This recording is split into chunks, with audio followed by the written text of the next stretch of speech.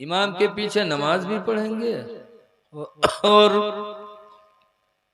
इमाम की बुराई भी करेंगे, तो तुम्हारी नमाज तुम्हारी बख्शिश की जामिन कैसे हो सकती। हुजूर फरमाते अल इमाम जामिनुन, इमाम तुम्हारी नमाज का जामिन है यानी जिम्मेदार है। वल मुअज्जिनु अमीनुन वल मुअज्जिनु मुअत्तमिनुन, और अजान तुम्हारी नमाज का अमीन है। मुअज्जिन अमीन और इमाम तुम्हारी नमाज का जामिन। तो जब जामिन ही की बुराई करोगे तो नमाज की जमानत कहाँ रह जाएगी। इमाम की बुराई ना किया करो। आज बड़े अफसोस की बात है कि मस्जिद जब बने लगे तो कहीं है नहीं, मस्जिद सबसे ऊंची बने चाहिए, संगे मरमर लगे चाहिए, मीनार 100 फुट के हो चाहिए, मस्जिद में कूलर होना चाहिए। नहीं नहीं, मस्जिद में फ्री एसी लगेगी चाहे जितना पैसा हो। गांव वालों को जज्बा रहता, माशाल्लाह अच्छा जज्बा है, अल्लाह का घर बेहतर बनाते हैं, लेकिन अफसोस कहाँ होता है। सुनो, मस्जिद बड़े बनेगी चाहे जितना पैसा हम लोग देंगे, संगे मरमर लगेगा हम सब लोग देंगे, मीनार 100 फुट की बनेंगी हम लोग पैसा देंगे चाहे जितना हो, मस्जिद में एसी लगेगी हम लोग पैसा देंगे चाहे जितने की लगे, चाहे जितने की लगे। लेकिन जब उस मस्जिद को बनाई कहे जाती है, मस्जिद काहे बनाई जाती है, नमाज के लिए ना। बोलो, जब नमाज जो असले मकसद है नमाज, जब उस नमाज के लिए इमाम रखा जाएगा तो इमाम साहब के पूछिए तनख्वाह कितनी हो चाहिए। तो अगर इमाम साहब को कहीं 10,000 तो कहने 10,000, 3,000 बहुत है, अल्लाह 5,000 बहुत है, 5,000 पर रहे को तो रहो नहीं तो जाओ। अब मेरे भाई अफसोस की बात है और बेवकूफ़ी की हद हो गई कि जिस नमाज के लिए तुमने इतनी अच्छी मस्जिद बनाई है वहां तुमने पैसा नहीं सोचा। अब असले मकसद जब नमाज पढ़ाने की आई तो सोचो तो कोई ऐसा अटहा पटहा मौलवी मिल जाए जो 1,000-2,000 ले पड़ा रहे ऐसे, अल्लाह है, चाहे उसके तलफ़ुज़ सही हो चाहे ना हो, नमाज के मसला का मालूम हो चाहे ना हो, बस वो मस्जिद में पड़ा रहा है और 2,000 रुपया ले ले। ऐ लोगों, असल मकसद है मस्जिद बनाना किस लिए, नमाज के लिए। जब तुम्हारा इमाम बासलाहियत होगा, खुशहाल होगा, तो तुम्हारी नमाजों में भी अल्लाह ताला खुशू खुजू पैदा करेगा। वो नमाज तुम्हारी बख्शिश का सरमाया बन जाएगा। तनख्वाह भी दो, और इसके अलावा जब जुमा को जाओ तो 10 रुपया अलग से रख जाओ, नमाज के बाद इमाम से मुसाफा मिलाओ, और 10 रुपया तुमने अगर इमाम के हाथ में दे दिया तो इमाम भी खुश होगा, इमाम की दिल से दुआ निकलेगी। और अल्लाह तो देख ही रहा है कि एक नेक आदमी की ये मदद कर रहा है, तो अल्लाह ताला तुम्हारी मदद फरमाएगा। बेशक, सुभान अल्लाह, माशाअल्लाह। अल्हम्दुलिल्लाह, इमाम कभी परेशान नहीं होगा। 8 दिन आप गए और 10 रुपया मुसाफे में दे आए, पता चला अगर 100 नमाजी हैं तो अगर इमाम साहब को सबने 10-10 दे दिया तो 1,000 हो गया, तो 4-5,000 6,000 तनख्वाह और 4,000 रुपया महीना में ऐसे पा गए, तो एक इमाम गरीब की जिंदगी तुम्हारे बीच में अच्छे गुजर जाएगी। बेशक, नारे तकबीर, नारे रिसालत, मसलके आला हजरत, फैजादे आला हजरत, नारे तकबीर, नारे रिसालत। तो है लोगों, रहम करो। 10 रुपये में क्या है, सुबह तुम्हारा बच्चा दिन भर में पता नहीं कितने दफा मांगता है, आप देते चले जाते हैं। 10 रुपये में कुछ नहीं है, और सब लोग 10-10 रुपया दे दिए। नजराना इमाम साहब को 8 दिन, तो अल्हम्दुलिल्लाह इमाम साहब के बच्चे भी खुश होंगे, इमाम साहब भी खुश होंगे। बेशक, सुभान अल्लाह। तो आप हजरात से गुजारिश है कि नमाजों की पाबंदी करो, नमाज जरूर पढ़ो, बगैर नमाज के खुदा राजी नहीं होगा।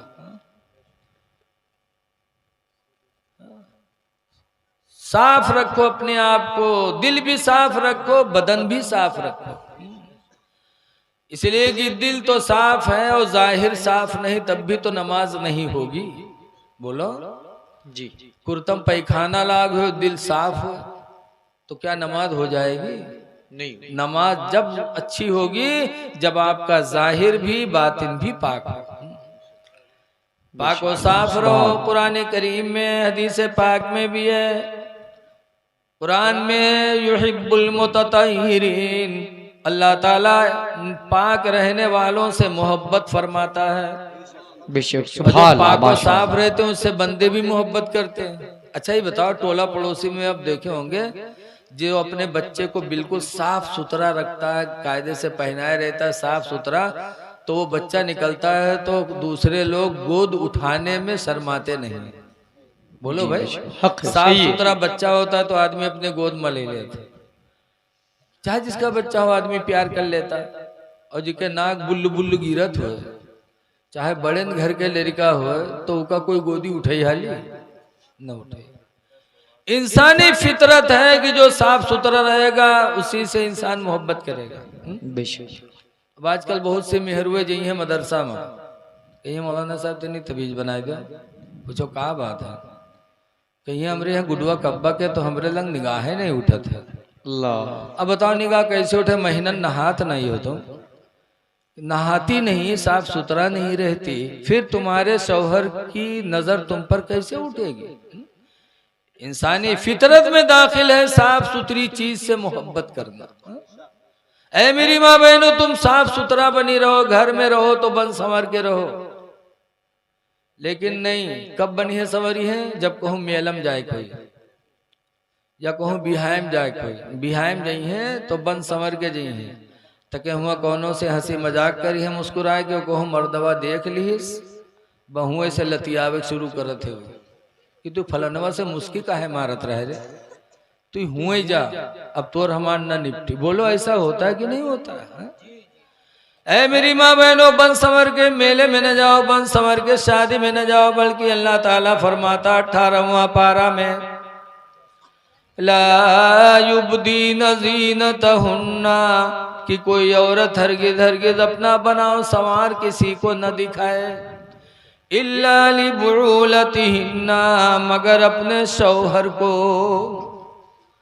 कुरान कहता है कि औरत अपना बनाओ संवार अपने शौहर को दिखाए, शौहर के सामने बन संवर के रहे, ताकि शौहर का दिल खुश हो और शौहर की निगाह किसी दूसरी की माँ बहन पर न उठे, वो गुनाह से भी बचेगा और मियाँ बीवी में मोहब्बत हो के रहेगी। बेशक सुभान अल्लाह, माशाअल्लाह, हक हक। अपने शौहर के सामने बनाओ संवार जाहिर करें। औ आबाइहिन्ना, या अपने बाप के सामने बनाओ संवार करके रहें, ताकि बाप का दिल खुश हो कि अल्लाह ताला ने हमें खूबसूरत बच्ची अता फरमाई है। बेशक सुभान। आगे कुरान कहता औ आबाइ बुलतिहिन्ना, या औरतें अपने शौहर के सामने बनाओ संवार करें, ताकि अपने ससुर के सामने, ताकि ससुर भी खुश हो कि अल्लाह ताला ने हमें बहु अच्छी अता फरमाया है। तो ऐ मेरी माँ बहनों, शादी ब्याह में मेला में बन संवर के न जाओ, वही तुम्हारी तिलाक का सबब बनता, घर में नफरत का सबब बनता। पाको साफ रहो, पाको साफ हो करके कुरान करीम की घर में तिलावत करो, वक्तों पे नमाज अदा करो, तुम्हारे बच्चे तुमको देख देख के नमाजी हो जाएंगे। बेशक सुभान अल्लाह, माशाअल्लाह। क्यों? अल्लाह ने, अल्लाह के रसूल ने फरमाया है, उतलुबुल इल्मा मिनल महदी, के लोगों माँ की गोद से दीन सीखा करो। माँ की गोद, तो जब माँ कुरान पढ़ेगी तभी तो बच्चे देखकर कुरान पढ़ेंगे। माँ के मुंह से कलमा निकलेगा तो बच्चे भी माँ के मुंह से कलमा सुन सुन करके बच्चे कलमा याद करेंगे। कल की माँ बहनें अपने बच्चों को सीने पे लिटा के दरूद की थप्पियां देती थी कि सो जाओ या मुस्तफा कहते कहते, खुले आँख सल्ले आला कहते कहते। कल की माँ अपने बच्चों को कहते थे कि बेटा सो जाओ मुस्तफ़ा कहते कहते, आँख खुले तो सल्ले अला कहते कहते। नबी के नाम पर सोना है, नबी के नाम पर उठना है। तो बच्चे दीन सीखते थे अपनी माँ की गोद से। और आजकल की माँ न उनका कलिमा याद है, न दरूद याद है। तो क्या कहें कि सो जाओ मुस्तफा कहते कहते। बल्कि आज जब माँ की गोद में बच्चा रोता है तो माँ क्या कहती है?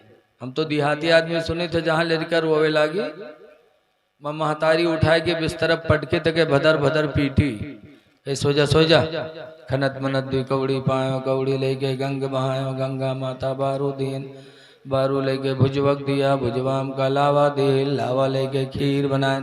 अल्लाह जाने कहाँ से याद कर लिए थे। न कोनो एक किताब हम आज तक पढ़ पावा, न कोनो एक मौलवी कोनो मास्टर निकले, अल्लाह जाने कहाँ से याद कर लेते हैं सब। दरूद नहीं याद है, अत्तहियात नहीं याद है कि अत्तहियात याद कर लें। सूरह फातिहा नहीं याद है कि कम से कम हमारी नमाज हो जाए। अल्लाह जाने बकवास कहाँ से याद कर लेते हैं।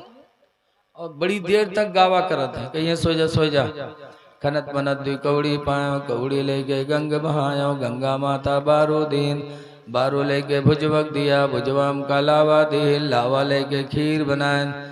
सब घर खाए, काने बिलैया खाए, छू तब फूंक छोड़त है। बताओ कतनी झुट्टिन होत है। खीर बनाई तो कानी बिलैया खैस। हम बुढ़ाए के आज तक कानी बिलैया नहीं देख पावा। अई रोज खीर बनाए बनाए कानी बिलैया खवाओ था। सास ससुर भूखन मरे और खीर कानी बिलैया खाए। तो जब माँ मजहबी होती है तो माँ की गोद से बच्चे को दीन की दौलत मिलती है। ऐ लोगों, जिंदगी को गनीमत जानो, खुदा जाने किस वक्त बुलावा आ जाए। इसलिए मौत की तैयारी कर लो, पाको साफ रहो, नमाज की पाबंदी करो और आपस में मोहब्बत करो। आपस में मोहब्बत करो। एक मौलाना किफायतुल्लाह एक मुरादाबादी गुजरे हैं। बोलो ना भैया, बस हम खत्म कर रहे हैं, चूंकि हमारा ग्रुप माशाल्लाह कई लोगों पर मुश्तमिल है, उनको पढ़ना है। ये इन हजरात की मोहब्बत है कि इन लोगों ने मुझे इजाज़त दे दी। तो बस मैं अपनी बात को ख़त्म कर रहा हूँ। कहना यह है कि खुदा जाने किस वक्त बुलावा आ जाए। है?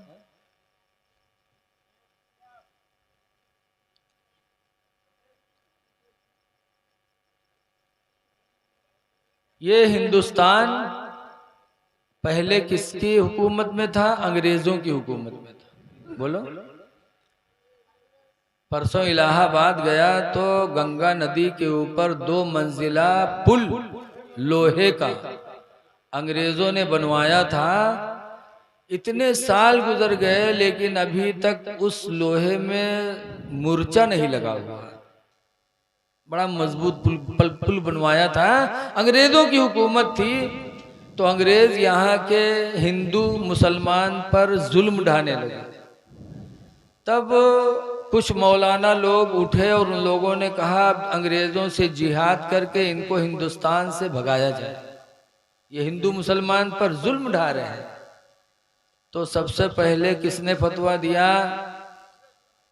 खैराबाद, सीतापुर के रहने वाले खैराबाद के मौलाना फजले हक और मुरादाबाद के रहने वाले मौलाना किफायतुल्लाह, इन लोगों ने फतवा दिया कि अंग्रेजों से जिहाद करके इनको मुल्क हिंदुस्तान से भगाया जाए।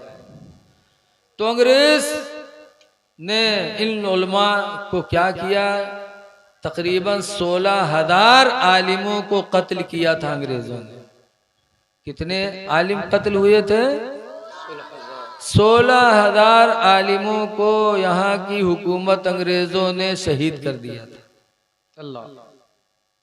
तब ये हिंदुस्तान आजाद हुआ है। आज मौलवी मौलाना से लोग नफरत करते हैं, ये बड़ी बेवफाई है। 16,000 मौलाना लोगों ने अपनी जान देकर हिंदुस्तान को अंग्रेजों से आजाद कराया। इसी में 2 मौलाना का नाम आ रहा है, मौलाना किफायतुल्लाह मुरादाबाद के, खैराबाद के रहने वाले मौलाना फजल हक को तो अंग्रेजों ने काला पानी भेज दिया सजा में, वही बेचारे खत्म हो गए। और मौलाना किफायतुल्लाह मुरादाबादी को अंग्रेजों ने फांसी दिया था। जब फांसी पे मौलाना किफायतुल्लाह मुरादाबादी को अंग्रेजों ने चढ़ाया, चढ़ गए, तब अंग्रेजों ने पूछा था किफायतुल्लाह मुरादाबादी अब तुम्हारी आखिरी वक्त है, कोई ख्वाहिश हो, कोई तमन्ना हो तो बताओ। ये फांसी के कवायद में है, उसूल में है कि किसी को फांसी दी जाए तो आखिरी वक्त उससे उसकी मंशा पूछी जाए। तो अंग्रेजों ने भी पूछा, तो किफायतुल्लाह मुरादाबादी ने ये नहीं कहा था कि मेरी बीवी को बुला दो, मेरे बच्चों को बुला दो, कुछ बात कर ले, बल्कि किफायतुल्लाह मौलाना मुरादाबादी ने कहा था अंग्रेजों आखिरी वक्त मेरी एक तमन्ना है। कहा क्या? कहा मैं कुछ शेर कहना चाहता हूं। कहा कहो। तब मौलाना ने कहा था कि कोई गुल बाकी रहेगा ना चमन रह जाएगा। सुभान अल्लाह, माशाअल्लाह। ऐ अंग्रेजों ये समझ रहे हो कि तुम हमको फांसी दे दोगे तो तुम हमेशा रहोगे, ये हिंदुस्तान चमन हमेशा रहेगा। तुम भी नहीं रहोगे, ये चमन भी चला जाएगा। कोई गुल बाकी रहेगा ना चमन रह जाएगा, और एक रसूलुल्लाह का दीने हसन रह जाएगा। नारे तकबीर, नारे रिसालत। मेरे पैगंबर, मेरे नबी मजहब इस्लाम लेके आए, यही मजहब रह जाएगा, बाकी नए चमन रह जाएगा। नए चमन में जो फूल है ये फूल नहीं रह जाएगा। बेशक सुभान अल्लाह। हम सफीरो बाग में हैं, कोई दम के चहचहे। हम सफीरो बाग में हैं, कोई दम के चहचहे, और बुलबुले उड़ जाएगी, सुना चमन रह जाएगा। बुलबुले उड़ जाएगी, सुना चमन रह जाएगा। इसलिए लोगों न हम रहेंगे न चमन रहेगा। मौत बरहक है, सबको आनी है, तो इसलिए मरने से पहले मौत की तैयारी कर लो। नमाज पढ़ लो, पाको साफ रहो, चेहरे पे दाढ़ी सजा लो, बुढ़ापे का इंतजार न करो। हदीस में लिखा है कि जिसके चेहरे पे दाढ़ी होगी उसकी कब्र में रोशनी होगी। दाढ़ी कब्र में रोशनी का सहारा है, और दाढ़ी बड़े मौके पर काम आ जाती है। अभी हमारे मौलाना अकबर मिसबाही साहब हैं, जा रहे थे नरसों भिंगा, पटपरगंज में उनकी मोटरसाइकिल से एक लड़की साइकिल से लड़ी और गिर गई। मौलाना साहब आगे गए तो लोगों ने रोका, तो कहा अब आपके चेहरे पे दाढ़ी है, हम लोग तो कुछ नहीं कह पाएंगे, लेकिन कम से कम लड़की को देख लो, चोट लगी हो तो इलाज करा दो। देखा तो चोट नहीं थी, तो लोगों ने कहा अब जाइए। अब दाढ़ी न हो तो पता नहीं क्या हो। अल्लाह, सही हक, सही। आदमी को इस पे रहम आ जाता है। हाँ। और जब दाढ़ी होती है तो आदमी गुनाह से भी बचता है। जिके चेहरे पे दाढ़ी हुई हो बम्बई जाई तो पीला हाउस टहरे न जाइयो, शर्माएगा भाई, इंडिया गेट नहीं जाएगा वो, वरना लोग थूकेंगे कि चेहरे पे दाढ़ी रखा है और इंडिया गेट और पीला हाउस टहल रहा है। तो दाढ़ी भी तुमको गुनाहों से बचाती है, दुनिया में बचाएगी और आखिरत में कब्र में रोशनी का सहारा होगा। बेशक सुभान। और दाढ़ी से बहुत फायदा है। एक दफा बम्बई से आई रहा है, जब बम्बई से ट्रेन चला था तो हिजड़ा ऊपर चढ़ा था, चढ़ा था कि नहीं चढ़ा था? तक जो दाढ़ी जो पैंट बूसट पहने रहा थे, दाढ़ी नहीं रखा थे, उनसे हिजड़वे खूब पैसा वसूला था, नहीं देते तो थपड़ियाई भी देते।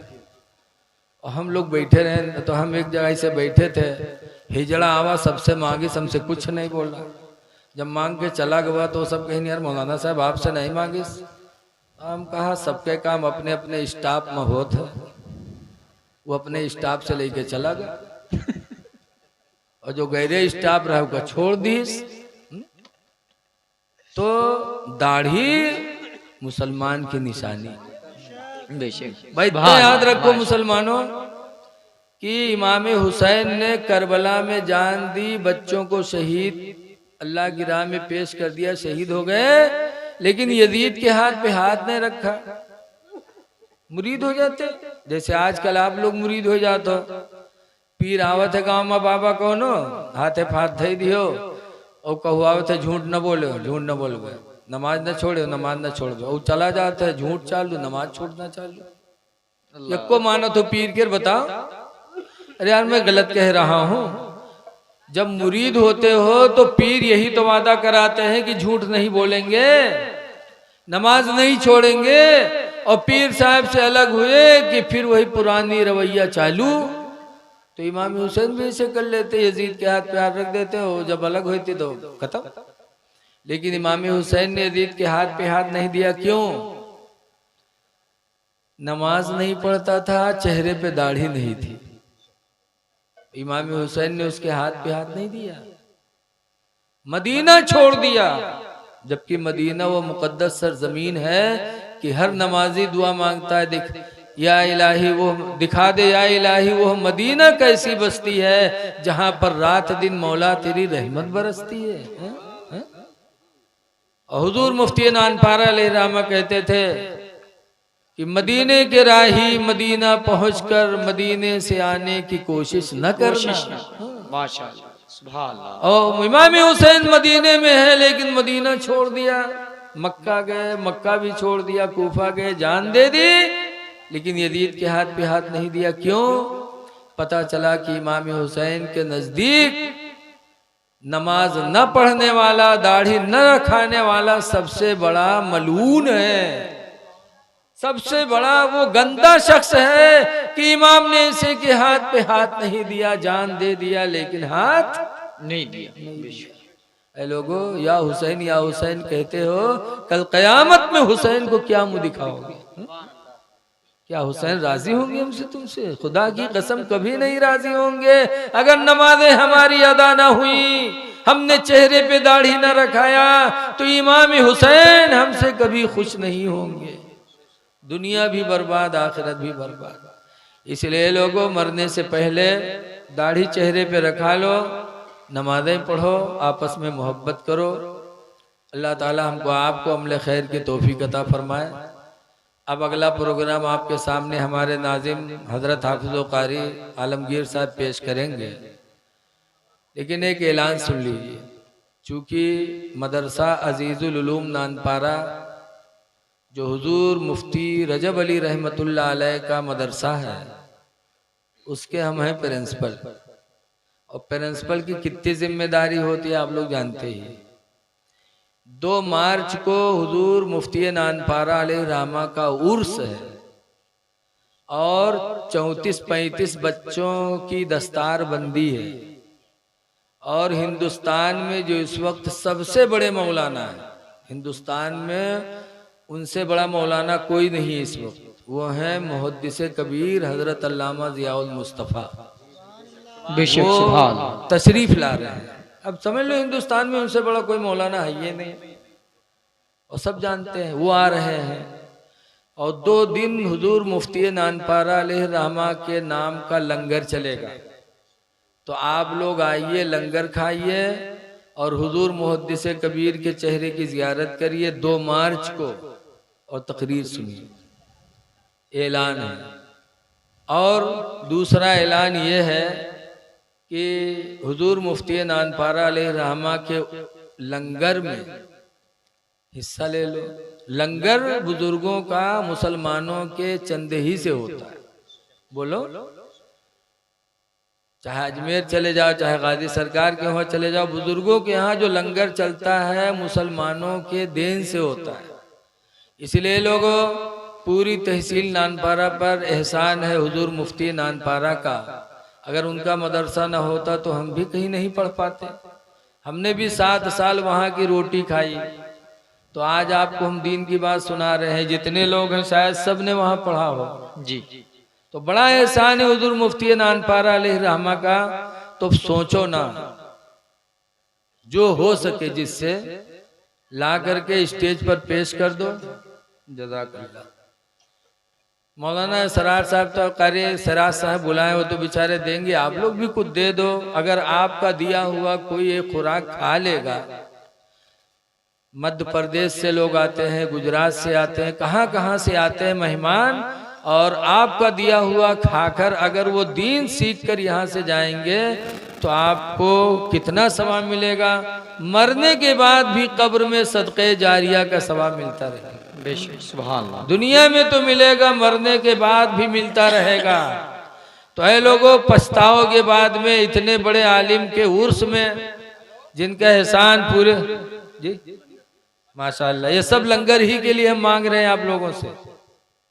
जिससे जो हो सके सोच लो कि एक टाइम का खाना हम एक मेहमान को हम अपनी तरफ से खिलाएंगे माशाअल्लाह। तो माशाअल्लाह, तो बहुत से लोग हैं यहाँ पर। सोचो ना, बस दे दो, इसलिए कि नेकी कमाने का जो भी मौका मिल जाए अल्लाह का शुक्र अदा करो। और देने के बाद कोई जाएगा नहीं, देने के बाद आप बैठो और फिर इंशाअल्लाह अभी देखो आप नाते सुनेंगे कैसी कैसी आवाज के मालिक स्टेज पर बैठे हुए हैं। हमारी माँ बहनों से भी गुजारिश है कि तुम्हारे पास अगर कुछ हो तो हिस्सा ले लो हुजूर मुफ्ती नानपारा अलैहि रहमा के लंगर में, इसलिए कि तुम्हें भी नेकी की जरूरत है। कल क़यामत के दिन हुजूर मुफ्ती नानपारा अलैहि रहमा की इंशाअल्लाह शफाअत भी नसीब होगी। इसलिए कि सुभान अल्लाह लिखा है कि हाजी जन्नत में जाएगा और 400 लोगों की शफाअत करवा के जन्नत में लेके जाएगा एक हाजी।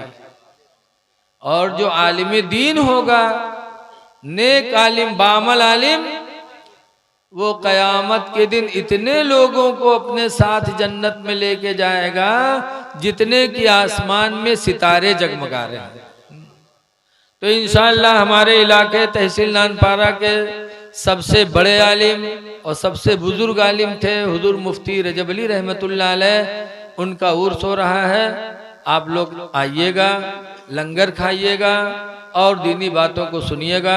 मेरी दिली दुआ है कि जिन लोगों ने जिस तरह से भी इसमें हिस्सा लिया है अल्लाह ताला उनको दोनों जहान की खुशियाँ नसीब फरमाए और दोनों जहान में अल्लाह उनके लिए बेहतर फरमाए।